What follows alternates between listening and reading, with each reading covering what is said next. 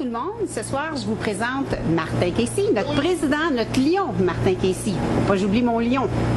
Alors, nous sommes dans son milieu quotidien, son travail. Et alors, Martin va nous parler de lui, nous parler de sa poissonnerie. Alors, bonjour Martin. Allô! Martin, commence par nous parler de toi, personnellement de toi. Moi? Oui. Je suis né en 1971. Je suis le plus beau bonhomme au monde. Depuis quand es-tu avec Marie-Josée? Je suis en couple depuis 4 ans avec Marie-Josée, Guillaume Marie-Josée. Et puis, elle fait super bien l'amour. C'est bon à savoir, Ouais. c'est parfait, oui. Après ça, j'ai 2 enfants. J'ai William, qui est le plus vieux, lui, il a 20 ans. Il est rendu à l'université à Trois-Rivières, il étudie en éducation, il vient de finir son DEC en éducation spécialisée, puis il fait un bac en adaptation scolaire. J'ai ma fille Elisabeth, qui elle a 18 ans. Et puis, elle est en santé, mais on n'en sait pas plus. Fait que ça va venir. À suivre. C'est ça. Parfait. Et puis... J'ai 4 minous aussi. C'est vrai, mais c'est redondant un peu, mais j'ai 4 minous. Oui, dont les tiens sont très musclés, hein, parce que on va voir un peu plus tard. Moi aussi, j'ai ma belle-fille Camille. Oui, ben oui, Faut pas oublier Camille. faut oublier Camille, Qui a effectivement. 18 ans, puis qui est la fille à Marie-Jo, évidemment. Oui. Nous, Martin, ça fait longtemps qu'on se connaît. Je t'ai connu à travers les scouts. Ouais. Parle-nous un peu de l'animation que tu as faite. Ça, c'était débile. On était là dans les scouts pendant 5 ans. Puis là, on a fait plein d'activités. On montait des camps. On avait des petits bouts de cul de même, tout, puis ça brochait, tout, puis ça avait plein d'énergie. Dans le fond, ceux qu'on les runs qu'on avait, c'est ceux qui n'allaient pas des activités sportives. Mais il y avait du jus en tabarouette. Fait que là, il fallait se démener avec ça. Puis on faisait faire des plein de niaiseries. C'était super cool. Ton nom de personnage, c'était Rondebuche, toi, je crois? Moi, j'en ai eu plusieurs. J'ai eu Rondebuche, j'ai aussi Akela, puis je ne me souviens plus d'autres. Qui d'autre? Mais c'était pas mal ça. Rondebuche, c'était au niveau castor, c'était des tout petits. Et puis après ça, on a monté Louveteau, c'est l'échelon supérieur au niveau du scoutisme. Fait que là, c'était plus la livre la jungle. Est-ce que toi-même, tu avais été scout jeune? Oui, j'ai été scout jusqu'à l'âge de 14 ans peut-être. Puis là, mes enfants, mon fils William voulait faire partie de ça, voulait s'impliquer. Fait que là, papa s'est impliqué. Hein? Est-ce que c'était différent beaucoup de quand toi tu l'as fait versus quand William l'a fait? Ou le principe était pas mal le même? Similaire, oui, c'est ça. Oui, c'était des camps, on avait une vision de camp, puis d'avoir du plaisir, puis c'était pas mal ça. Puis les personnages aussi étaient les mêmes? Oui. Ça n'a pas changé bien, bien. Non? Oui. Ah, c'est bien ça. Maintenant, Je si on... dirais peut-être plus que les castors, je ne suis pas sûr qu'ils existaient dans ce temps-là. Moi, c'était nouveau, Louveteau. OK. Castor, je ne suis pas sûr qu'il y en avait au muscle de tête. Parfait. Maintenant, on va en venir au sujet de ton métier. Oui. Alors, depuis quand es-tu poissonnier? Ça fait depuis que William est au monde, donc ça fait 20 ans que je suis poissonnier. Avant ça, je faisais de l'arpentage. Là, ça a bifurqué. Et puis, je suis rendu dans l'alimentation. J'ai appris sur le tas. J'ai eu un peu de formation au travers. Puis, j'ai acheté mon commerce ici en 2008. Fait que j'ai fait la continuité. C'est ça, le 1er avril 2008, la journée du poisson d'avril. C'est bizarre, mais c'est comme ça. Ben oui, le monde ne me croyait pas. Fait que c'est ça. Et puis, est-ce que dans ton métier, tu as toujours aimé le poisson ou tu as appris à découvrir, puis à, je sais pas moi, découvrir des nouvelles sortes de poissons à manger? J'avoue que c'est en travaillant dans le poisson que j'ai découvert le poisson. Parce qu'avant ça, mes parents, j'en mangeais du poisson chez nous, mais c'est du poisson filet de sol, filet de turbo, d'acide. Puis c'était du poisson qu'il met des pèdeleux qui passaient à la porte, et c'était pas mangeable. Fait que là, j'ai découvert le poisson aussi en travaillant dedans, en mangeant du poisson frais, puis découvrir plusieurs sortes de sol, plusieurs sortes de poissons. Quel est ton poisson préféré? Je te dirais le saumon. Le saumon. Ou le flétan, c'est excellent aussi, c'est un de mes poissons préférés. OK, parfait. Tu vas pouvoir nous en faire découvrir maintenant. Tu pourrais faire une dégustation. Oui. À un moment donné, oui. Au lieu de manger à l'évasion, mais on pourrait manger chez le poissonnier. Effectivement. Est-ce qu'il y a des saisons pour le poisson? Exemple, là, présentement, est-ce qu'il y a une saveur que là, tu dis, ah là, il est à son meilleur? Alors, les poissons, en général, c'est mieux du printemps disons, du printemps jusqu'en décembre. Après ça, là, début décembre. Disons, avril à décembre, parce qu'il y a des glaces sur l'eau. Hein. On est au Québec, il y a beaucoup de glace. Et puis, et même au Canada. Donc, les poissons sont de meilleure qualité l'été parce qu'ils font des pêches côtières. Ils vont pêcher sur le bord de la côte. Tandis que l'hiver, il faut qu'ils fassent de la pêche côte-surière. Il faut qu'ils aillent pêcher un petit peu plus loin. Et à ce moment-là, on appelle ça du poisson frozen at sea, surgelé en mer, qui est du poisson FAS, qu'on reçoit, donc qui congèle, qui met dans le bateau, conserve 2-3 jours avec la glace. C'est pour ça que la qualité est un petit peu moins belle.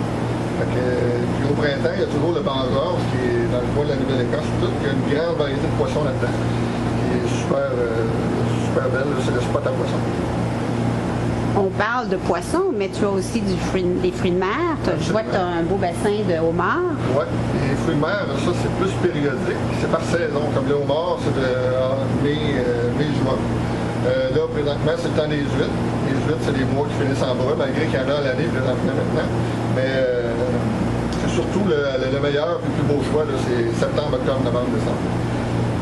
D'ailleurs, je vais à peu près 200 huîtres par semaine à Lyon-Simon pour qu'il essaie de trouver des perles, mais je ne sais pas, il va peut-être se décourager au moment donné, en tout cas, pour le faire. Tu sais. Hey, c'est une joke. Et tu fais aussi des sushis? Je fais des sushis également. C'est le meilleur sushi au monde. Ah, j'en suis certaine. Oui. Tu donnes des cours aussi? Je donne aussi des cours de sushi, à temps perdu. Ah, il t'en reste du temps perdu, toi? Oui, c'est ça, à temps perdu, parce que je passe majoritairement ma vie à la poissonnerie. Un petit peu chez nous. Donc, des fois, quand je donne des cours, je suis un petit peu moins chez nous encore. Est-ce que tu donnes des cours autres que de sushi? Exemple, comment apprêter des poissons? Non, c'est juste des cours de sushi seulement, des cours de cuisson. Tout, je conseille les clients quand ils viennent ici. Je ne donne pas de formation là, en cuisson de poisson. Moi, si je m'y connais pas en poisson, puis je viens ici, est-ce que tu vas être en mesure de me donner des conseils sur comment l'apprêter ou des recettes? Ou est-ce qu'on sur ton site Internet, on peut retrouver des recettes sur mon site Internet, mais c'est surtout des petites recettes faciles. Là, mettons, tu prends du saumon, tu le coupes en deux, ou tu peux le couper. Tu mets une petite tranche de saumon fumé, puis après ça, on met une petite sauce, une tarte de Dijon dessus. C'est débilement bon. Un mélange de deux saumons, saumon fumé, puis saumon régulier. C'est des petites recettes comme ça, vite, que je donne, sans avoir de papier. C'est simple à retenir, puis les gens sont super contents. Super. Est-ce que ta clientèle, c'est juste monsieur et madame tout le monde? Ou bien si je sais pas, moi, tu offres à des restaurants ou des commerçants de la région? J'ai quelques restaurateurs qui viennent, mais c'est majoritairement des gens de détail de la région, même du monde extérieur, plus civil, asbestos, Drummondville même, Trois-Rivières quelquefois. Je trouve assez loin. Ah, c'est très, très intéressant. Moi, entre autres, ce que j'aime bien manger, c'est ces petits baluchons aux crevettes. Ils sont délicieux. Ils sont encore là, les meilleurs au monde? Eh oui, absolument, et je peux confirmer. Alors, bien, on va faire une petite visite guidée de ta poissonnerie maintenant. Oui. Alors, Martin, on voit que mon doute a une belle étagère des produits de la région. De la région et d'ailleurs, mais c'est surtout des produits importés parce que c'est des produits fins. Je sais qu'on en fait aussi de la région, c'est surtout de l'huile, des terrines, balsamique, comme celui avec balsamique, des huiles d'olive. C'est un peu ça, les produits d'hiver, tout ce qui fit avec le poisson. OK, tout pour apprêter notre produit. Oui, c'est surtout des à côté. Là. Et derrière toi, on voit ton comptoir qui a plusieurs comptoirs. Mon poisson aussi. Alors, c'est là que je vois des variétés de poissons, toujours sur la glace, soit bien froid. Mon comptoir est réfrigéré à 0 degré. Donc, on est sûr que c'est bien à 0. Conserver le poisson, il faut que ce soit à 0 degré. Quand j'achète un poisson, Martin, est-ce que j'ai un temps limite pour le faire cuire? Idéalement, c'est de le chercher la journée qu'on le consomme. Parce que, maintenant que tu viens chercher ton poisson, la veille, ton frigidaire chez vous, il est à 4 degrés, à peu près 4-5 degrés. Et là, quand tu as un ado chez vous, même ton chat ou ta dame, il check dans le frigidaire et il dit « Ah, qu'est-ce qu'on mange ce soir? » Là, le frigidaire, lui, il réchauffe. Fait que le poisson, il tout. Fait que là, il perd la qualité. C'est pour ça que c'est important de le chercher la journée qu'on le consomme, parce que moi, ici, les frigidaires sont assez puissants. La température reste toujours à 0 degré. Quand toi, tu reçois ton poisson, est-ce que tu reçois ça à chaque, je sais pas moi, à tous les jours? Tu reçois 2 fois par semaine. Et partout dans le marché d'alimentation, n'importe où, ça arrive 2 fois par semaine sur le marché, à moins d'avoir son bateau cuit. OK. L'important, c'est ça. Moi, ça arrive le lundi et le jeudi. Mais l'important, c'est d'aller chercher la journée qu'on le consomme par rapport à la qualité de la chaîne de froid. Maintenant, Martin, on est devant ton bassin de homard. Oui, c'est un petit échantillon ici. J'en ai un en arrière qui peut contenir 1000 livres de homard. Mais celui-là ici, il contient à peu près 100 livres. C'est environ 10 fois ce que cela contient. Les petits homards aussi, c'est des petits homards chéris, les loureux. Hein? Le beau garçon, il fait, hein? Ben, t'aimerais ça te faire manger? Oui, j'aimerais ça te faire manger. Ben oui, regardez ce qui est beau. Je fais clic-clic. C'est une belle photo là. Est-ce que tu t'es déjà fait pincer par... Oui, c'est déjà arrivé. Puis on s'en attend pas, évidemment, quand ça nous pince. Fait que j'ai fait le saut. On a tout scrappé le bout du doigt parce qu'il était pas gros. C'était un petit homard de 10 écarts, à peu près comme ça. Puis là, il m'a pincé le doigt, ben j'ai fait le saut. Fait que j'ai fait ça de même. Puis là, il y avait c'est la pince qui avait des points dessus, parce que le homard, il y a deux pinces. Il y a une pince qui serre, l'autre pince qui coupe. Il y avait la pince qui coupait. Fait que là, j'ai fait ça, le homard est parti, bien évidemment, mais il serrait, fait que ça fait foutre. C'est ça. Tu dis que les homards ont une pince qui coupe puis une pince qui serre. Ouais. Ah, j'imagine pour le manger. C'est ça, pour la nourriture. Puis, comment on différencie un mâle d'une femelle? Ben, la femelle, elle a la queue plus large. Comparativement à nous autres, les gars, là, quand on a des queues, ben, souvent aussi, l'autre façon, c'est qu'on sort au miroir, puis la femelle s'en va vers le miroir. Oh, ça aussi, là, tu me niaises. Non, pas du tout. Ben oui, je te niaise. Bon, ça me plaît aussi. Non, c'est ça. La façon, c'est la femelle, elle a la queue plus large. Et puis, le mâle, lui, il a la queue plus étroite, évidemment. Puis les mâles ont les pinces plus hautes que la femelle. Et l'autre façon, c'est que, en dessous, c'est la manière que les gens, là, ça, c'est la façon qu'on prend quand les gens sont pas sûrs. On regarde en dessous ici. Ça, ici, c'est les deux, chatouilleux. Chatouilleux. Ici, quand on joue ici, il faut différencier le mâle de la femelle. Ici, le mâle, c'est dur ici. Les petits, je ne sais plus de son nom, là, en tout cas, les deux premières pattes qui sont ici, là, c'est dur. Fait que c'est pas mal ça, regarde, il y a des grosses pinces, c'est ça. Hein? Juste un mâle de 3 livres. Tu allais chercher papa au mâle. Tandis que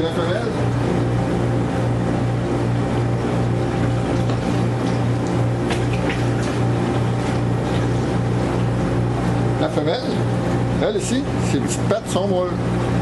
Ça ne veut pas la petite tabarouette. Comme c'est ici. Regarde, ça c'est mou. Ça c'est une femelle. Mais si on regarde un peu, comme ça, c'est pas évident, c'est un petit homard. On n'a pas de grosse femelle. Donc là, la queue est plus large un peu. Si on compare avec un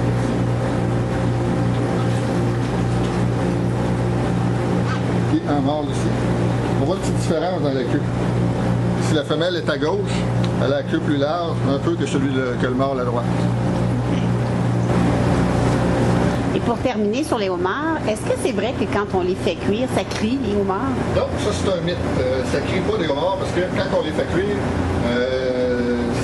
c'est l'air qui rentre à l'intérieur du homard qui fait que ça fait un son. C'est pas le homard qui crie. C'est juste un petit peu d'air qui sort. Puis vous avez beau vous dire les endormir puis tout avant de les faire cuire, là. Pas sûr. Parfait. Alors, on va faire une visite. Je vais montrer aux gens ta belle poissonnerie. Puis merci beaucoup pour cette belle entrevue à ta poissonnerie. Ouais, ça me fait plaisir, d'autres choses, hein?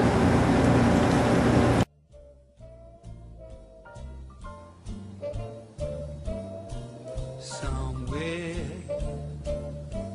beyond the sea, somewhere waiting for me. My lover stands on golden sands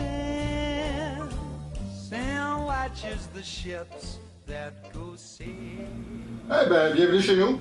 Hein? J'ai troqué ma calotte de la mouillère pour celle des Red Sox. Eh oui. Take me out to the ball game. Non, je ne la chanterai pas toute, vraiment. Phew! Martin, je vois énormément de bouteilles de vin. Oh! Et... Ça, c'est un des deux minous qui chicanent. Ah, quatre. OK. Ouais. Donc, j'en présume que c'est peut-être une passion? Oui, effectivement.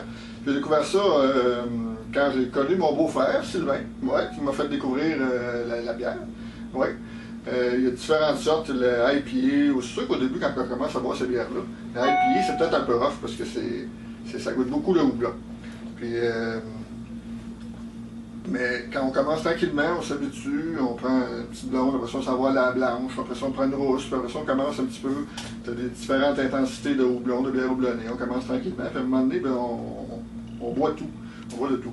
Moi vraiment mes meilleures bières c'est les IPA, ce qui se trouve être une bière India Pale Ale. C'est une bière qui est fortement houblonnée, comme beaucoup les bières puissantes houblon. Ensuite, de mes préférés, c'est dans les bières brunes, c'est les Scotch Ale et les Barley Wine aussi. J'aime beaucoup ceux-là. Et puis également les noirs, ben, je les aime beaucoup. Finalement, je les aime toutes, sauf les bières aux fruits. Les bières aux fruits, je suis pas capable. Donc, ouais. Sauf quelques-unes, mais c'est exceptionnel. Fait que, en gros, c'est ça. Fait que là, je me suis fait monter un petit sous-sol de gars, avec plein de bouteilles partout. Puis c'est ça. Puis quand je sais pas quoi faire, quand je m'ennuie, ben si, moi, dehors, je me suis fait pousser du houblon, un plant de houblon. Puis là, quand je m'ennuie du houblon, ben, je mets des graines de même, puis je le sniffe. Puis ça sent bon en tabarouette. Regarde, ça sent. Regarde, ça ouvre pas, hein? Ah oui. Regarde, ça sent bon en tabarouette. Et monsieur, ça sent bon le houblon. Tu as fait pousser ça? C'est du houblon. Tu as fait pousser ça dans ta cour arrière? Ouais, après la remise. Ça pousse, puis là, ça fait des petites cocottes. Ça donne ça, ces petites cocottes-là. C'est ça qu'on voit, c'est ces bouteilles de bière. Souvent, c'est une petite cocotte dessus, mais c'est des cocottes de houblon. Super bon. Fait que moi, comme passe-temps, ben, je sniffe du houblon. Oh. Et puis, as-tu le goût de te faire tes propres. de t'essayer de faire de la bière avec ça, ou c'est vraiment. Pas le temps, premièrement, puis ben, peut-être un jour, je sais pas. Ça pourrait être un autre passe-temps. Martin, je vois que tu as une superbe collection de verres. Oui. Est-ce que ça te prend un verre particulier pour boire et savourer correctement une bière? Oui, effectivement. Je prends ici un verre que j'ai, ça c'est un verre à épier. C'est un verre qui ressemble à un verre allongé. C'est pour que les saveurs se mélangent toutes dedans, quand on boit notre verre, dans notre verre, qu'on sente les arômes en même temps. Fait que la forme du verre va concentrer les arômes d'une façon ou d'une autre. C'est pareil comme ça. Ça, c'est un verre à épier. Ici, j'ai un verre plus à brune ou à Scotch Ale ou à noir. Ça, c'est plus un ballon. Même là, il y a des plus gros ballons, là, un peu vers à cognac, un peu. Là. Ça, c'est des bons... j'utilise beaucoup ces verres-là. J'ai un verre ici qui est plus genre tulipe ou plus haut. Ça, c'est un peu pour les IPA, les bières belges, un peu. Okay. On peut prendre différents verres, dépendamment de ce qu'on aime aussi. Puis, as-tu déjà fait le décompte de combien de verres, combien de bouteilles tu as? Des verres, non, je n'ai pas fait le décompte. Je veux en avoir au moins 50, 60, certains. Si c'est pas plus. Puis les bières, des bouteilles de bière vide, là, je ne sais pas, je n'ai jamais compté non plus. Je peux te dire que j'ai des bières ici que je fais vieillir. Hein. Il y en a qui font vieillir du vin, moi je fais vieillir de la bière. Ça peut vieillir jusqu'à 10 ans, certaines bières. Alors j'ai à peu près entre 200 et 250 bouteilles de bière que je fais vieillir ici. Parmi toutes les bouteilles que je vois, c'est toutes des bouteilles vides? Oui. OK.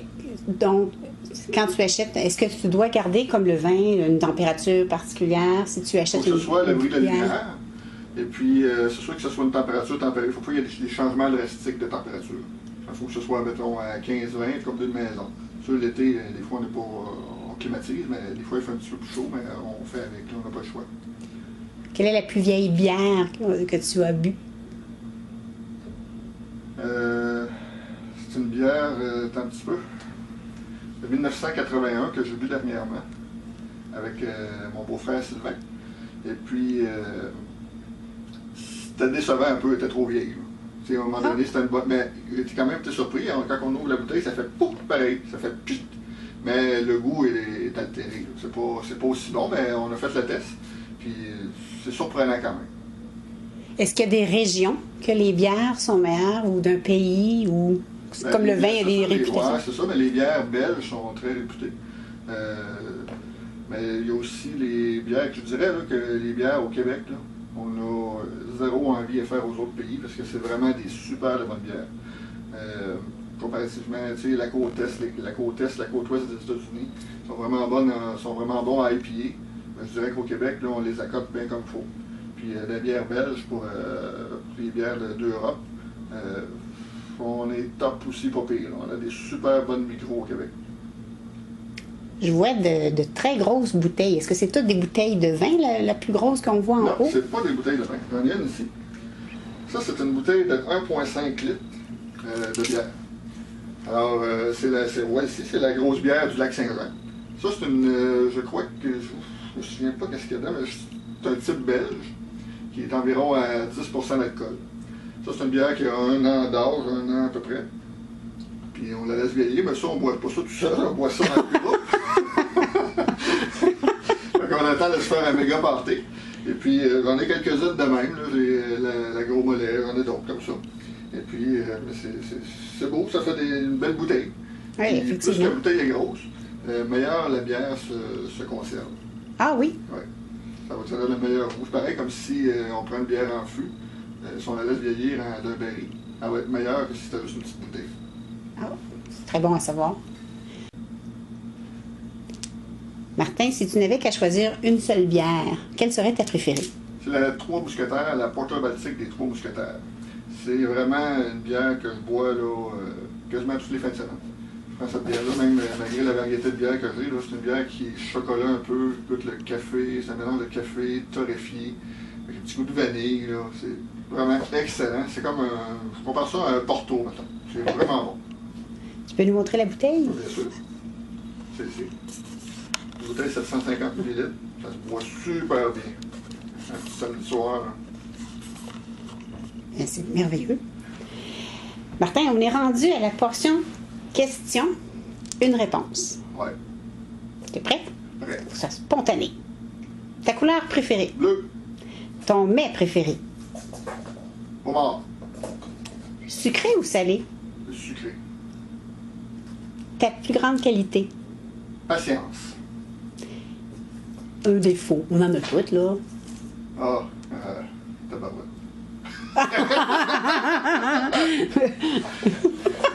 Hey, t'as peu, là. On va passer à l'autre question? Voyage. L'île de Madeleine. Ton sport préféré? Badminton. Ton livre, est-ce que tu lis? Non, pas en tout. Ah, pas pantoute. On est là, je fais. Les films? Es-tu un passionné des films? Oui, j'aime bien les films. J'ai bien aimé la collection Tarantino. Oh, les Kill Bill? Yeah! Et tout ce que Tarantino fait. OK. La musique? Classique? Metallica, c'est un peu comme ma blonde, Metallica. Ta pièce 2? Ah, t'as fait, moi, t'as chanté un petit peu. Oh, Oui, vas-y. OK. Oui. Les poissons barbotent, les poissons gigotent, les poissons vivent dans l'eau. Je connais pas tout le répertoire de Metallica, mais je suis convaincue. Pas Ah, non, non, pas tout à fait. Ah, t'as pas Je suis mêlé encore. Ben oui, hein. Ah, Enter Sandman, de Metallica. Oh.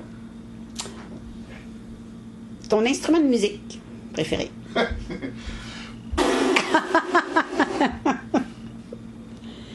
Quelle a été la demande la plus bizarre à la poissonnerie qu'un client t'a demandé? Si j'avais, c'est des ailes de... C'est quoi, après le homard, les ailes qu'il y a après le homard? Il parlait des pinces? Ouais. Ah, OK. La Lui, personne ouais. pensait que c'était des ailes. Ah, bon. Pas pire, hein? Oui, pas pire, pas pire. Oui, aussi, une fois, c'était en alimentation, mais pas à la poissonnerie. Puis je l'ai toujours retenu. Celle-là, il y a une dame qui voulait chercher dans sa recette, elle cherchait des raisins facultatifs, mais elle ne les trouvait pas. Tu sais, elle voulait ça s'appelait des raisins sultana, des raisins secs. Hein. Mais elle cherchait des raisins facultatifs. Mais facultatif, ça veut dire que Bien. c'est tout que c'est obligé d'en avoir. Mais je l'ai bien ri, celle-là, puis je la retiens encore. Mais je te remercie beaucoup de nous avoir accueillis autant à la poissonnerie. Oui. On va quand même se prendre une petite bière ensemble. Hein? Oh. Une bonne bière du Castor. Une bonne bière houblonnée. Citra, ouais. Ça veut dire Citra, c'est la sorte de houblon. OK. Citra. Alors, comme ça ici. Marqué ici, j'ai un autre bouteille de cactus. Ben oui. J'ai une petite passion pour les cactus. Ah. Ouais, j'aime bien les cactus. Mais c'est pas tout le monde ici qui aime ça. Non. Alors, santé tout le monde. Santé.